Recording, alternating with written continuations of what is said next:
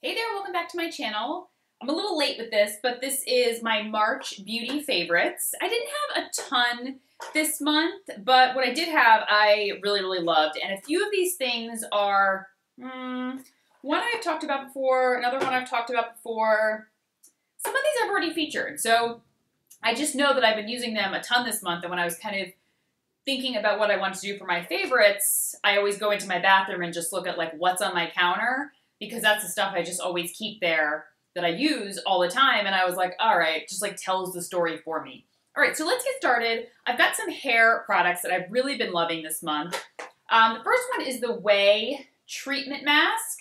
And I did a blog post about 3 hair masks that I've been loving lately. And this one really stood out to me as the big winner. This one really made my hair, one did a good job of like helping like restore some moisture into it. The other gave it some volume. This kind of did everything. But my only complaint with this is their individual masks. And I actually use the entire packet for my hair, and there's only 8 of them in here. I would really love if they did it like in a tube or a tub or something like that. So, but regardless, I'll definitely keep repurchasing these because I just think it's such a fantastic hair mask. The other product I am like almost 2/3 of the way through, and it's the Christoph Robin Cleansing Purifying Scrub with Sea Salt. Now you'll probably, if you see this one in store, or maybe you like come across the name really quick, you may be like, is it for your face? Is it for your body? But it's for your hair, and it's a sea salt scrub. And you just kind of scoop out a little bit and you like massage it into your roots, and it really helps to soothe and calm any type of like irritation or imbalance that you may have. My hair gets very flaky. I struggle with that. I've struggled with that now for quite a while. My hair will go from being flaky and kind of dry to being fine. So it's been really hard for me to kind of, pinpoint what's causing it. But this really does help. I use it about once a week now at this point, and it really helps to just soothe the scalp, and it really helps to cut down on the flakiness, and it gives great volume. The only thing is, when I put it in my hair, and I'm kind of like emulsifying it and everything, it makes my hair like stick together. I need to use a very strong detangling hair mask afterwards, or conditioner, because it'll be impossible to get a comb through my hair. Just absolutely impossible. My hair looks very like smooth, and like it wouldn't get a lot of knots, but it gets so knotted when I'm in the shower, especially when I'm using shampoo. So a lot of the conditioners that I look for have to have that kind of, I don't know. Some conditioners feel good on the hair, do you know what I'm saying? But they don't do a good job of like detangling the hair. Do you know what does a good job of detangling the hair? It's gonna sound awful, but cheap drugstore conditioners. Anytime in the past that I ever used to use like Pantene or Herbal Essences or Garnier, their conditioners, whatever ones I used to try, were just so easy for me to like get a comb through. They instantly detangled. I don't know what the reason is behind it. I'm sure one of you will tell me, but I don't know why, but it always happens that way. So I try to look for conditioners that help to really detangle the hair. This hair mask being one of them. All right, let's talk about a skincare product. I have loved this cleansing balm by Pharmacy. And Pharmacy Beauty is carried at Sephora, and it's more of like a natural beauty brand, and it's kind of like a stiff, I have to smell everything every time I like open stuff. I always just smell it. It's like a stiffer, it might be hard to see, a stiffer balm. Doesn't have like lots of oils at the top or whatever, but it breaks apart nicely, and it breaks down the makeup beautifully. So it's like a nice medium texture. So it's not too oily and not too stiff. And it breaks apart nicely in the hands and on the face, and it emulsifies beautifully, turns into a nice milk, and rinses the makeup right away. And okay, let's talk about one more skincare product. Now, I get asked so many questions about eye creams. And I know it's that one skincare product, it's that one category that always, when I used to work in cosmetics behind the counter, eye creams were one of our top selling products because they were normally at like a lower price point than, let's say, a moisturizer or a serum.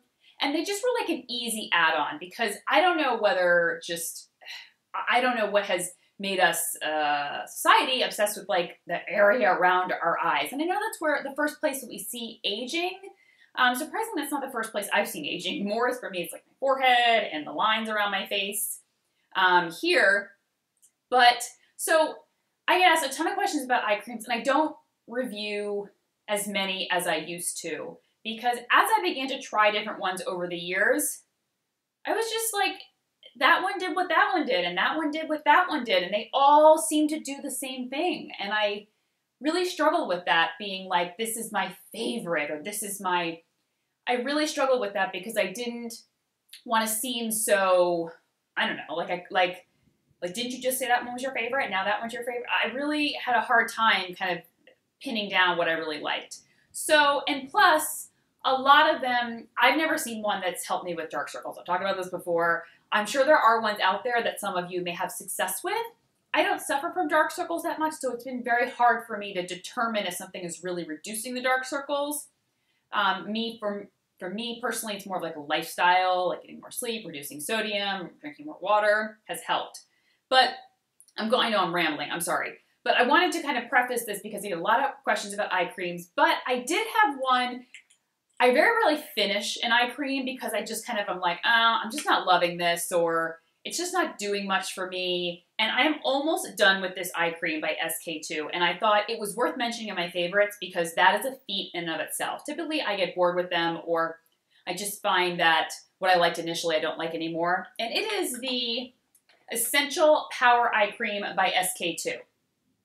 And it is a nice, rich texture. It's hard to kind of see, but a rich texture, which I was afraid was going to give me milia, because I do suffer from milia with an eye cream that's too rich. It does not. It's not like, it has a richer texture to begin with, but it breaks down quite nicely. The reason why I keep using this is because I have noticed that I do have some fine lines right here when I like make a squint or that sort of thing. And I get very dry around that area as well. And I found this was just consistently helping to smooth and soothe that area. And like morning time, nighttime, I use it day, night, anytime. And it wears beautifully under makeup. And instantly when I put it on, the area just looks smoother immediately and fresher and more hydrated and more supple. Is it like a favorite of all times? Probably not. But I felt I loved it enough to mention in a favorites video. And I would recommend this if you're looking for an anti-aging eye cream that's going to help with smoothing fine lines, dryness, tightness, suppleness on the skin. I don't know if it helps with dark circles because I don't really struggle with that, like I said, and so I didn't see anything fixing the dark circles. All right, I rambled on a ton. I'm sure most of you like skipped over that part. Sorry. But like I said, eye creams are like a serious like buzz thing, and I like to just give my stance on it. All right, we've got a fragrance here. Guerlain, Mon Guerlain. Is this Mon Guerlain? Is that what it's called? Sorry, I forgot. Yeah, Mon Guerlain Eau de Parfum. And first of all, summertime and springtime fragrances to me are very like fresh and light and floral, but not like, headache-inducing floral. We've talked about this before. Ooh, or powdery, blech. But like sweet, fresh, fruity, citrus, clean smelling. But this one by Guerlain, it is definitely a little bit sweeter and muskier smelling, but it has this lightness that makes it suitable for spring. And I have just been absolutely going crazy over this scent because, like I said, it's a great transition scent. Probably in like the dead of summer, I probably wouldn't reach for this, but I definitely think right now that it's still a little bit cold, still a little bit nice out some days.